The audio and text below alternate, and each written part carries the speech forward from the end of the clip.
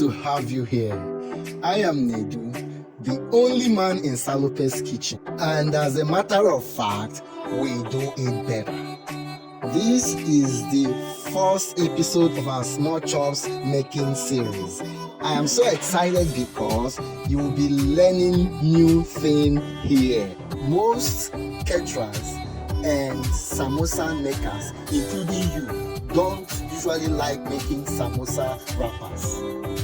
Due to high raw material consumption or wastage rates, tedious processing methods, and high time consumption factor involved in making your bulk party samosa wrappers at home. Sequel to these, most wrapper users prefer to buy their wrappers from nearby shop or as well hire professionals to make wrappers for them. These consequently jeopardize their profit or chase their customers away due to high production charges.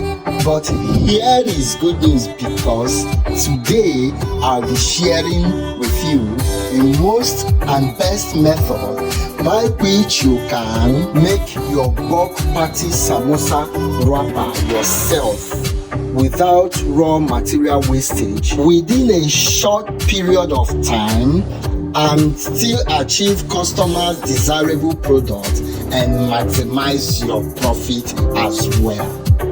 Having said this, let's move to the kitchen section. But before we go, if you've been interested in similar food topics like this, kindly subscribe to my channel, click on like button, and turn the notification bell so that you get notified whenever I upload wonderful videos like this. Let's go to the kitchen. Here is the recipe needed to achieve this mouth-watering and delicious samosa sauce. 200 grams of chopped carrot, 100 grams of chopped green beans, 100 grams of chopped onion, 20 grams of your green peas, 2 cooking spoons of refined vegetable oil, 500 grams of minced meat. In this case, we are using beef, 5 chicken seasoning cubes, 1 teaspoon of curry powder, 1 teaspoon of thyme, 1 teaspoon of granulated and aromatic dry pepper, and half teaspoon of your mixed spice flavor. Kindly check the description box below for the full detailed recipe of the best samosa sauce ever. Set your pot at medium heat and allow to heat up. Add your refined vegetable oil and allow to get to its smoking temperature. Incorporate your chopped onion at this point so that it sizzles.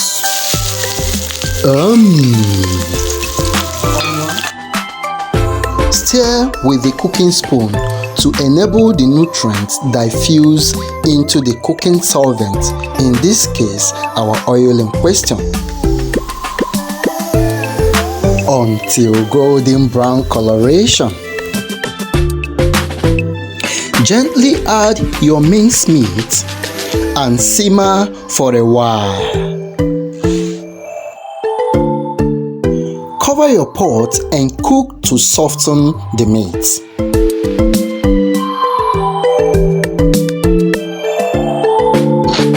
Note that it usually takes some time to tenderize your meat, otherwise you are not a good cook.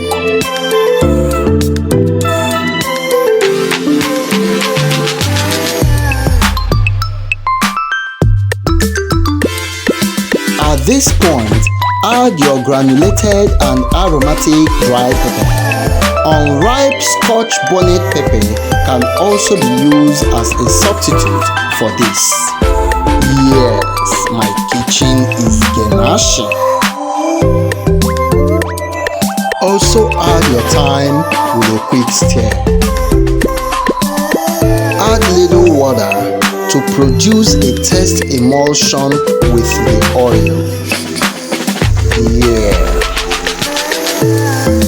Then add the rest of your ingredients ranging from the curry powder, the mixed spice flavor, and your chicken seasoning cubes. Please ensure to pieces your seasoning cubes so that your prospective eaters will not complain of eating chunks of seasoning cubes. That is a bad cooking omen.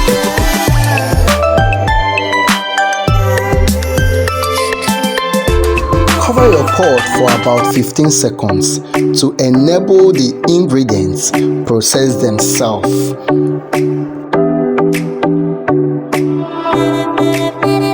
Let's check it now.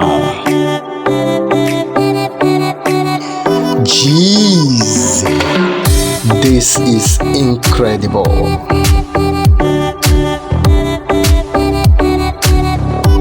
Quickly add your vegetables ranging from your green beans,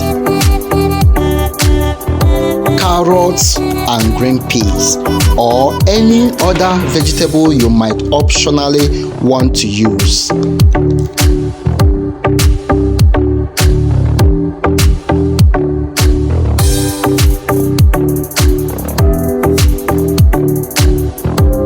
You must not adulterate your samosa sauce with vegetable in excess.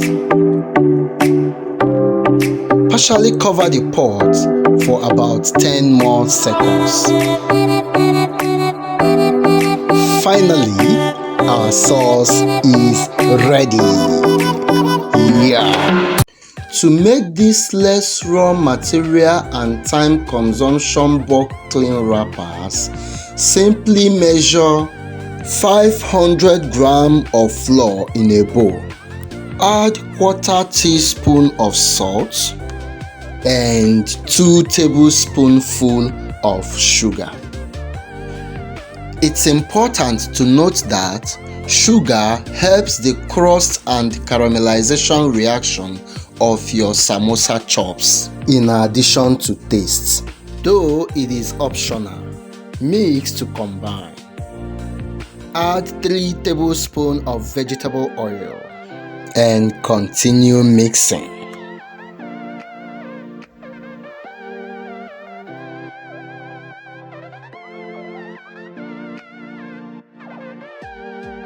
Also add about 1 milk cup of water and continue mixing until a hard dough is formed.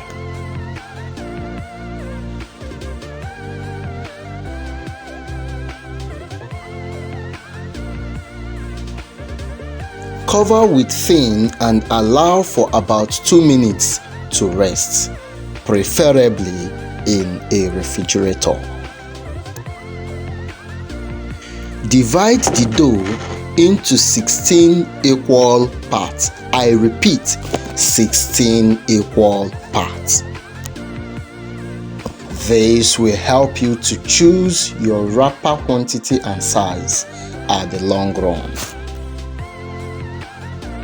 And with the help of a rolling pin, flatten each piece of dough. This is called kneading process.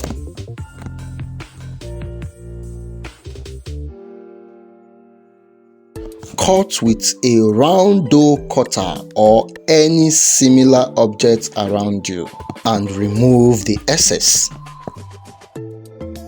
Repeat the process for the rest pieces of the dough.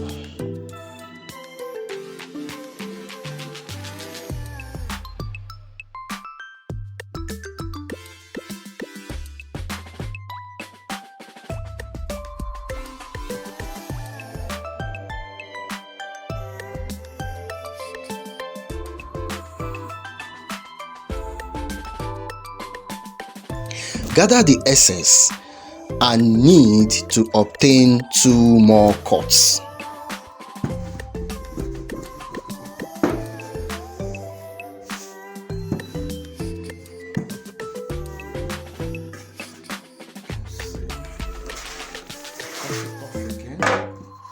With the help of your food brush, firstly, oil graze about 6 dough. Sprinkle flour on each grazed surface for easy wrapper separation. Emerge 2 grazed surfaces to obtain your first pair.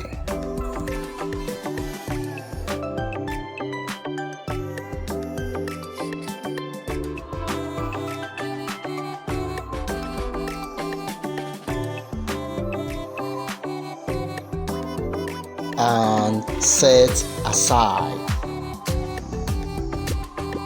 Pick another 3 and repeat the oil grazing process.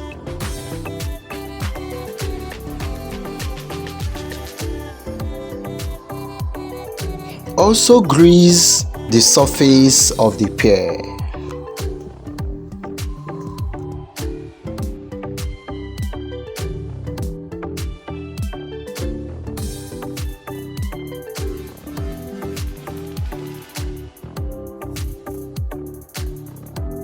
Flour sprinkle and overlap again to obtain your second pair.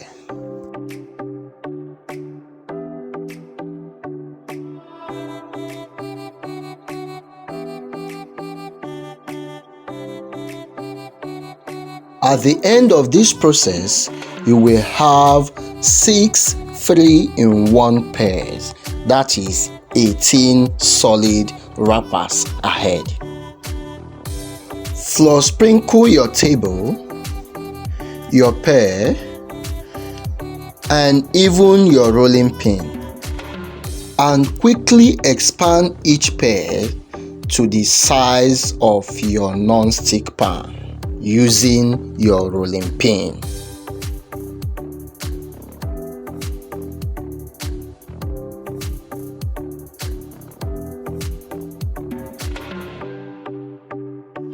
Set your non-stick pan at a medium heat. If the non-stick pan is unavailable, use any pan at all, but set your heat at the lowest.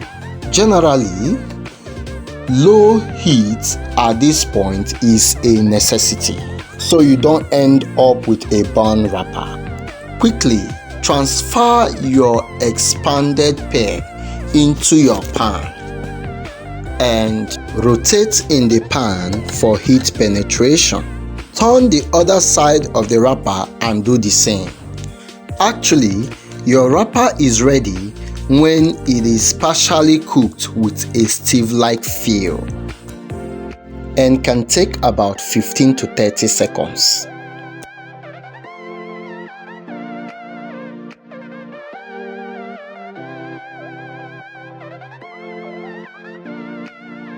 You can now separate each of the layer to obtain a clean single wrapper.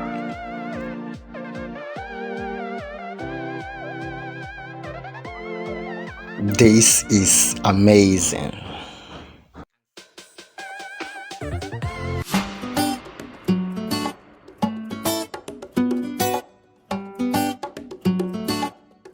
Can you see the result of this wonderful bulk wrapper making method? And our wrapper came out very clean with no wastage. No, it's not roughed in any way. Wow, this is beautiful. Anyway, let us quickly cut our wrappers and get them ready for the real samosa deal. Equally arrange about 4 of the wrappers and cut into 4 equal parts. Yeah.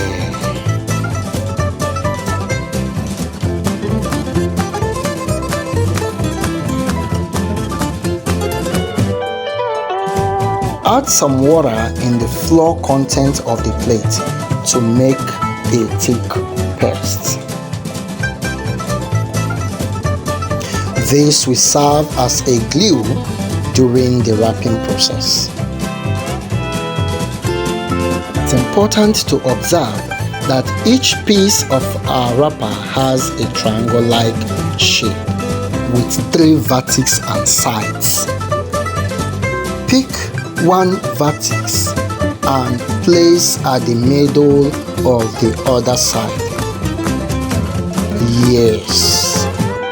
Using a food brush, brush the lower side with a paste.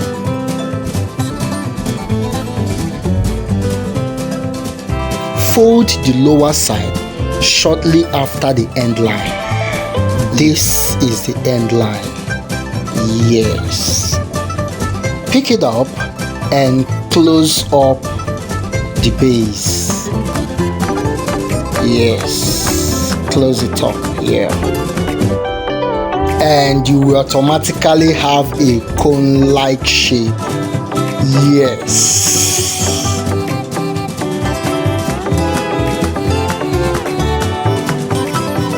Fill in your sauce using your tablespoon. Please don't overfill or underfill. Fold the lower part of the cone first, then add your gum paste and fold the higher part of the cone. Ensure that all the edges are properly closed to avoid oil penetration.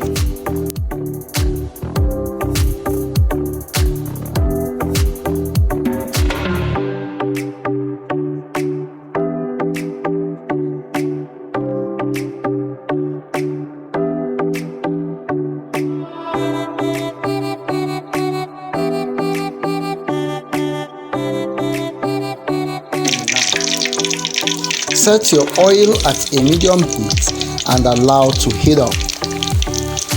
Then place your samosa in the hot oil and begin to fry your samosa.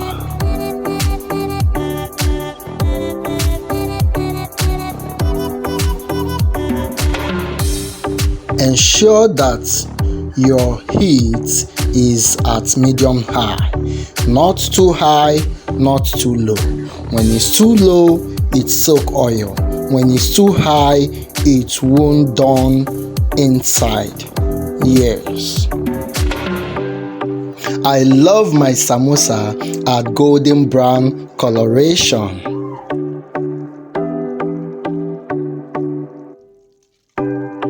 I'm actually making this for a friend's birthday party.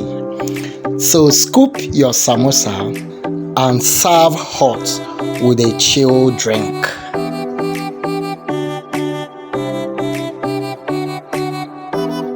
Just take a look. Just take a good look. Let's see how the inside is. Very okay. You can have a taste. This is lovely.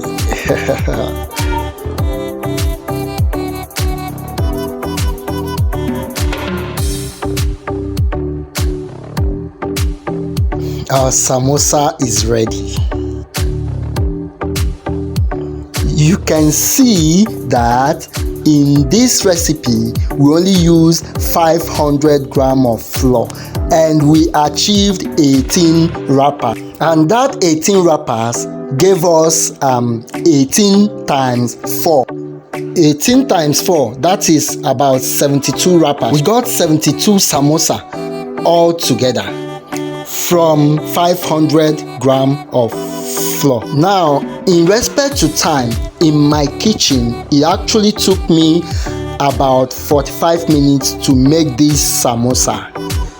But you, as a beginner, it will take you about 1 hour to 1 hour 30 minutes. But that's cool, as in compared to the old method you've been using. You will agree with me that this is less time consuming.